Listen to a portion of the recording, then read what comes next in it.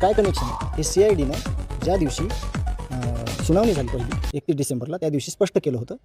त्यावरच 15 दिवसाचा PCR दिला होता आरोपीला. आज माझी भूमिका अशी आहे, जर ह्या आरोपीला मोक्का अंतर्गत मोक्का आणि 302 मध्ये खुनाच्या आरोपाचं नाही घेतलं तर उद्या 10 वाजतापासून माझं एक वैयक्तिक मोबाईल टावर त्यावर जाऊन मी स्वतःला संपून घेतो. त्याचं कारण असं आहे की हे जर आरोपी ह्याच्यातले सोडले तर उद्या हे पण माझा खून करतील, हे पण मला अशाच निर्घुण पद्धतीनं मग माझ्या कुटुंबात न्याय मागणारं कोणी नसेल आणि माझ्या भावाला पण वाटेल की चला आपला भाऊ स्वतः संपला, याला पण थोडं समाधान वाटेल की अशा पद्धतीनं मारला गेला नाही.